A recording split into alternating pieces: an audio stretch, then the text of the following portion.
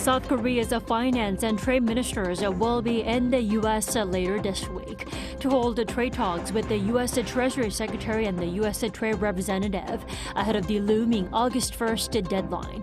Seoul's foreign and industry ministers are looking to join them to convince the Trump administration. Search and recovery efforts continue across South Korea after torrential rains pierced through the nation. President Lee Jae-myung has designated 6 cities and counties as special disaster zones to accelerate relief and restoration efforts.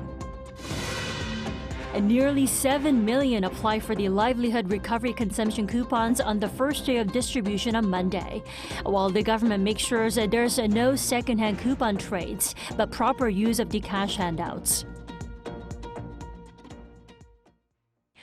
There are now just around 10 days left until the August 1st tariff deadline. With the key economic ministers are now appointed, South Korea's trade officials are making their way to the U.S. For their final push for negotiations with the Trump administration. Our Kim Do-yeon leads us tonight. South Korea and the United States will hold 2+2 high-level talks on tariffs this Friday in the U.S. ahead of the August 1st deadline. With 25% tariffs set to start, Deputy Prime Minister and Finance Minister Koo Yoon-chul confirmed the meeting on Tuesday following a meeting of external economic ministers behind closed doors. With the August 1st deadline fast approaching, all relevant ministries are operating as one team, crafting a meticulous strategy and mounting a full-scale response to protect national interests. This will be the first meeting between the two sides' top finance chiefs, with Koo having just been appointed to the position last week as Seoul seeks to lower the announced tariff rate. And at the request of the U.S., South Korea's trade minister will attend the talks alongside the Deputy Prime Minister for this session, confirming the counterparts will be Treasury Secretary Scott Bessent and U.S. Trade Representative Jamieson Greer. For Minister of Trade, Yeo Han-gu, this is his third trip to Washington since his tenure began. Leaving first on Tuesday afternoon, the Trade Minister stressed that the nation is currently in a very gray period, adding all scenarios, both best and worst case, remain on the table, so we will do our utmost to reflect our sensitive interests and maximize national interests. Meanwhile, Minister for Trade, Industry and Energy, Kim Jong-kwan, is also set to leave for the U.S. on Wednesday. While no specific meeting with his U.S. counterpart Commerce Secretary Howard Lutnick is set, he is expected to target discussions on item tariffs such as auto, steel, and chips. This marks Kim's first trip to the U.S. as well, having been appointed last week as well. The meeting and the announcement came just hours after U.S. Treasury Secretary Scott Bessent, in an interview with CNBC, stressed that Washington will not rush into any deal. He said, quote, "The important thing here is the quality of the deal, not the timing of the deals," and added that their trading partners were told that the rates could boomerang back toward the April 2nd levels. When asked whether the deadline could be extended again, Bessent hinted that even if the tariffs go into effect next month, negotiations could continue. Kim Do-yeon, Arirang News. In the meantime, a solid economic alliance between Seoul and Washington was once again underscored by South Korea's Prime Minister Kim Min-seok on Tuesday, who stressed the importance of a mutually beneficial partnership between the two countries. Park Jun-han has the details. Prime Minister Kim Min-seok gave a speech on Tuesday at a special forum, Meet the New Prime Minister, organized by the American Chamber of Commerce in Korea, in which he outlined the country's economic policy direction for the next 5 years. The event reflected growing interest from the U.S. business community in Seoul's economic agenda. When making the speech, Prime Minister Kim started off reframing the Trump administration's slogan, "Make America Great Again," to "Make Korea and U.S. Great Again." Kim's slogan adjustment emphasized cooperation, highlighting that South Korea and the U.S. can grow stronger together. The United States will grow stronger when it works with South Korea effectively, and through a forward-looking partnership that fits today, not the past. I believe that with a broader vision and greater imagination, we will move beyond Make America Great Again toward Make Korea and the U.S. Great. Make the U.S. and Korea great. During the event, Joseph Yoon, Chargé d'Affaires at the U.S. Embassy in Seoul emphasized the United States' concerns over its own trade and budget deficits. Yoon, however, said the tariff talks between South Korea and the U.S. are going well and said the two sides will have good results very soon. I'm really grateful that the new South Korean government has worked so amicably, so cooperatively with us on trying to close these gaps. And I have no doubt we'll have good results very soon. Again, James Kim, chairman and CEO of AMCHAM Korea, stated that the organization was working to bridge any gaps between South Korea and the U.S. so that the two countries' economic affairs can be conducted smoothly.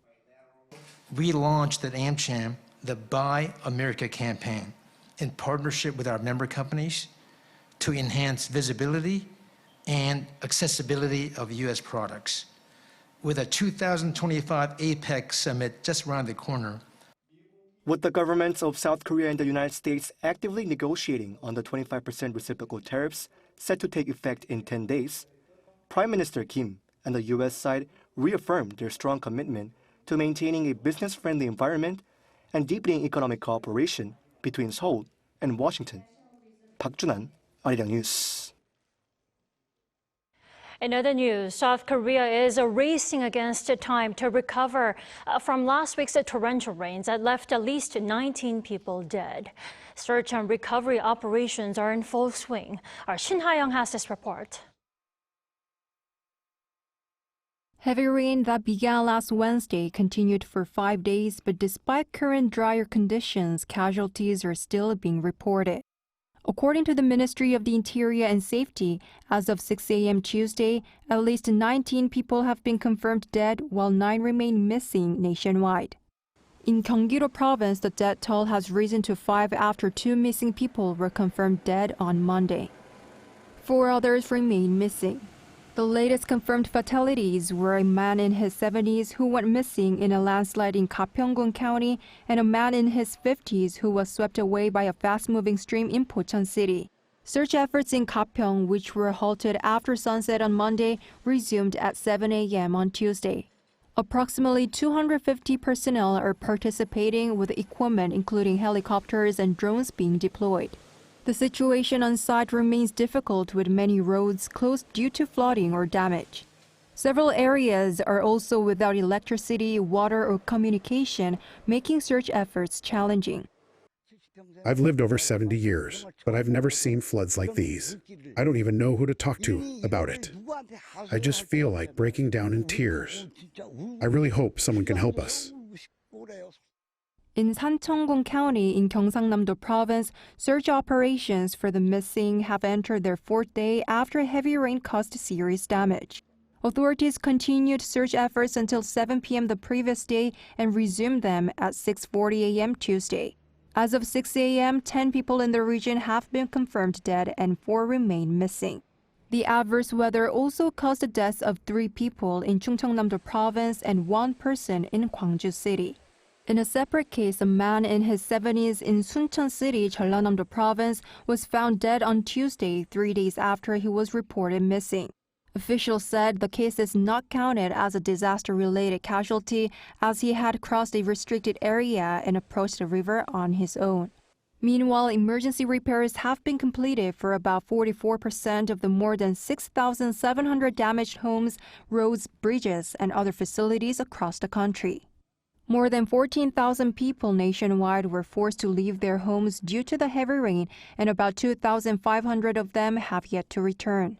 Relief supplies, including emergency kits, blankets, temporary shelters, and essential items, are being provided to those affected. Shin Ha-young, Arirang News.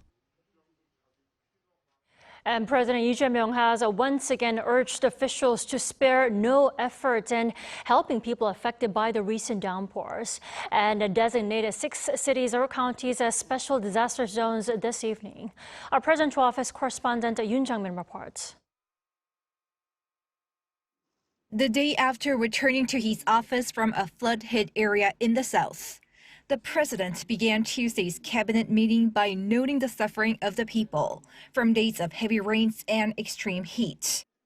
망연자실하게 무너진 집, 떠나간 가족들을 생각하면서 그 아무 표정도 짓지 못하던 그분들, 국정을 책임진 대통령으로서 우리 국민 한 분 한 분이 겪는 그런 삶의 고통에 대해서 좀 더 예민해지도록 노력하겠습니다. He once again urged his cabinet to spare no effort in helping those affected and searching for the missing, while speeding up the designation of special disaster zones. The first to be designated for state funding were 6 cities or counties, including Gapyeong in Gyeonggi-do Province, Damyeong in Jeollanam-do, and Sancheong in Gyeongsang-nam-do. Special grants of 5.5 billion won, worth nearly $4 million, will be used to help several regions recover, including Gwangju and Gyeongsang-nam-do Province. President Lee Jae-myung went on to urge his cabinet to look for new approaches, which could involve leveraging technologies such as AI. 이번에 장마 폭우를 보면서 기존의 방식과 시설, 장비, 대응책만으로 대응에 한계가 있다는 생각이 좀 들었습니다. 좀 근본적인 대책을 새롭게 구성해 보도록. This as 9 new cabinet members attended the meeting, including ministers in charge of finance, labor, and safety, signaling the start of a full-fledged new government. Our economy faces very tough conditions. In the short term, we need to revive the livelihoods of the people and respond to tariff negotiations with the U.S. In the longer term, we should build the real Republic of Korea, real growth. Another focus was on minimizing industrial accidents, for which the cabinet approved a revised law to disclose to builders if any such accidents occur at construction sites.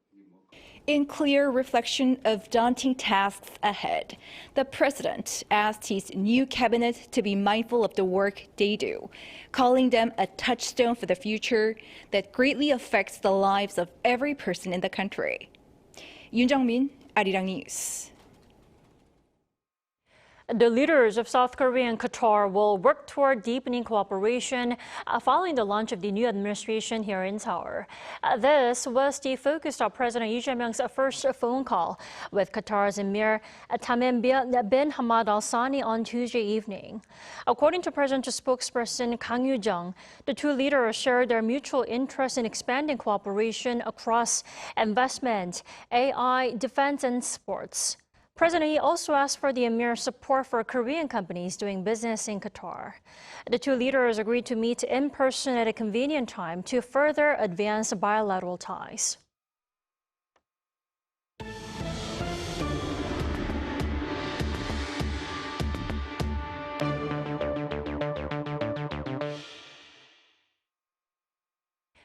South Korea's much-anticipated livelihood recovery consumption coupons have seen an overwhelming response, drawing millions of applicants on the first day of availability. Our Moon Ji-young tells us more. On the first day of applications for South Korea's livelihood recovery consumption coupons, nearly 7 million people, representing roughly 14% of the total eligible recipients, applied for them. According to the Ministry of Interior and Safety, the total amount disbursed on the first day exceeded 1.27 trillion won. Credit and debit card applications were the most popular ways of receiving money, accounting for 77% of the total. Among community-based gift certificates, mobile applications were the most frequent, with nearly 1 million applicants, followed by prepaid cards and then paper gift certificates. Some local governments have faced a shortage of paper-based, community-based gift certificates, which are crucial for the elderly, who often find the digital application process for card-type coupons challenging. For me, living alone, I believe it will certainly help with my meals. The significant uptake highlights the public's immediate interest in the government's stimulus initiative. At a cabinet meeting held on Tuesday, President Lee Jae-myung highlighted the government's commitment to ensuring the coupons do not exacerbate economic burdens. 소득 지원 효과도 있지만 더 크게는 핵심적으로는 소비 지원, 소비 회복이다라는 생각을 가지시고 각 부처 단위로 추가적인 소비 진작 프로그램을 준비해 주시기 바랍니다. 물론 이에 따른 물가 상승 압력이 있을 수 있는데 소비 쿠폰 지급하지 않을 때도 뭐 이런저런 핑계로 물가가 납득할 수 없는 정도로 자꾸 오르던데 물가 관리도 신속하게 또 엄정하게 임해 주시기 바랍니다. The livelihood recovery consumption coupons provide at least 150,000 Korean won, or roughly $108 per recipient. To prevent system congestion, the first week from Monday through Friday follows a day-of-the-week system based on the last digit of the applicant's birth year. Weekend applications are only available online. President Lee urged local governments to ensure that no eligible individuals are inadvertently missed, emphasizing the importance of minimizing any blind spots in distribution. Additionally, to tighten oversight on second-hand coupon trades, the presidential office ordered local governments on Tuesday to strengthen monitoring of any second-hand transactions, while also appealing to the public for their active cooperation in the proper use of the consumption coupons. 문지영, Arirang News. Now, over in Bangladesh, a tragic aviation accident in the country's capital has led to at least 27 deaths. A military jet crashed into a school during a routine training session. Pyeongyang reports.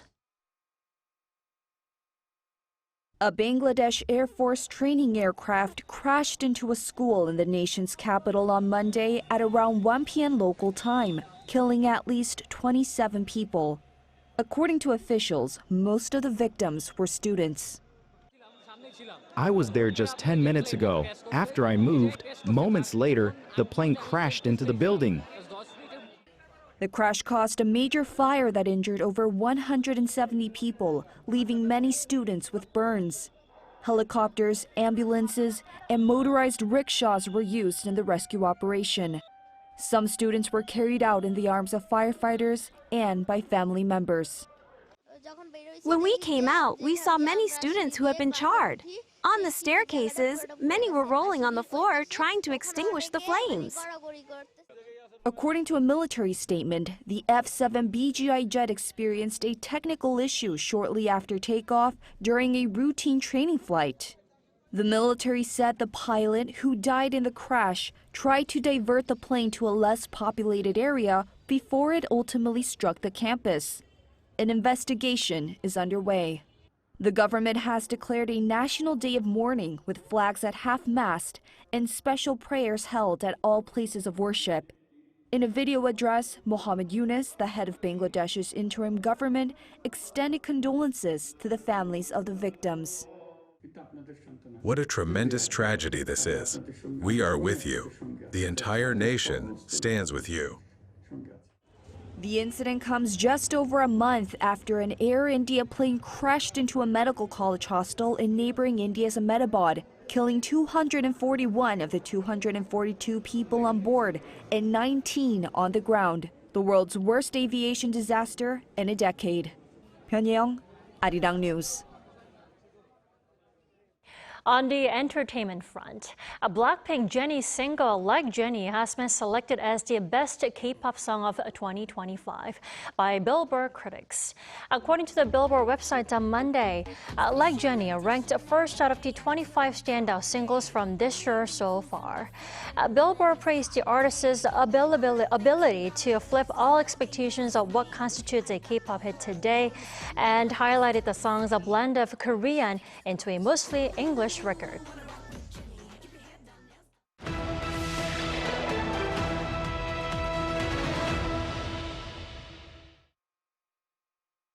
Korea's Won Yoon-jong, Asia's first ever bobsleigh Olympic medalist, is now aiming to make history once again. This time, he's running for a seat on the International Olympic Committee's Athletes Commission to represent athletes from around the world. Our Park Go-nu tells us more. Legendary Korean bobsleigher Won Yoon-jong appeared confident and full of anticipation after being named one of the final 11 candidates for membership of the IOC Athletes Commission last month. Those candidates are role models in their own sports and have significant influence. So it's truly meaningful to be named among them. If elected in the athletes' vote at the 2026 Winter Games, Won would become Korea's first winter sports athlete to hold a seat on the IOC Athletes Commission. Then he'd be able to act as a bridge between the IOC and athletes to listen to them and make sure they're represented throughout his 8-year term. Won says his own experience as an athlete has shaped how he hopes to serve. If elected, I want to connect with athletes everywhere and speak with them freely. I've seen athletes struggling when transitioning after retirement. I want to support them through that phase and help address mental health concerns too. I also want to eradicate doping and protect clean athletes. With climate change threatening the future of winter sports, Won says environmental advocacy should also be part of the job. Athletes have a big influence on the public. If they take the lead in environmental campaigns, it can raise awareness and help preserve both the planet and winter sports. But the road won't be easy. Won says he's ready to walk thousands of steps, literally, to meet athletes during the Olympics with sincerity. For the legendary bobsleigh athlete, challenge is nothing new, as it's been the driving force behind every milestone in his journey. So what does challenge mean to you on a personal level? And as a person, Won Yun-jung, what are your personal goals? Challenge means growth and change to me. When I tried to become a bobsleigh athlete, it was a challenge, and I made it. I tried to get the medal, and it was a huge challenge for me whole my life. But yeah, I did it. I think there are lots of challenges if I want to get good outcomes. So I believe that I can be a better person through challenges. No break until the end. With that mindset, Won says he'll keep racing forward just like on the bobsleigh track, toward what could be a new milestone for Korean sports diplomacy. 박건우, Arirang News, 평창.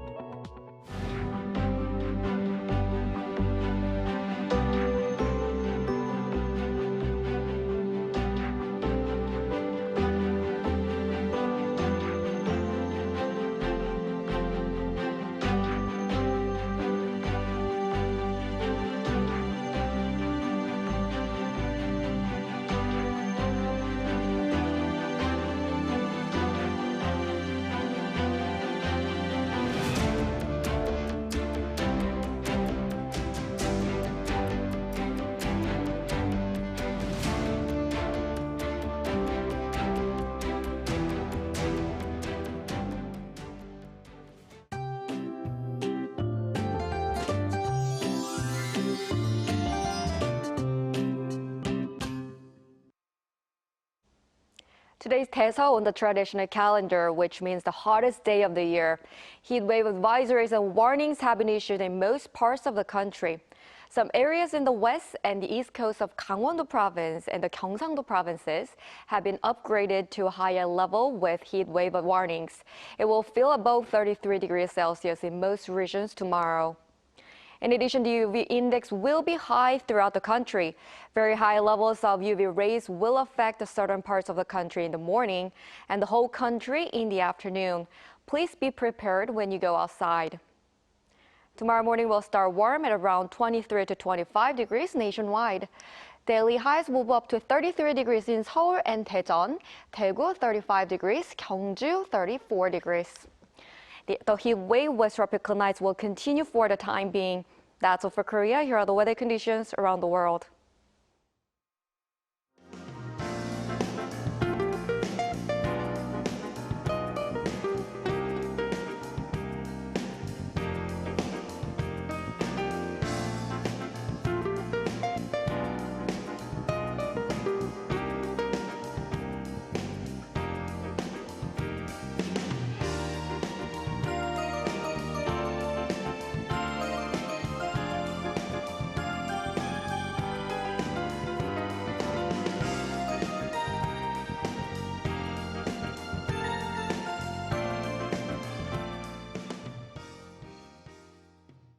That is all we have for tonight. I'm Kim Dami for all of us here at Arirang. Thanks for watching and good night.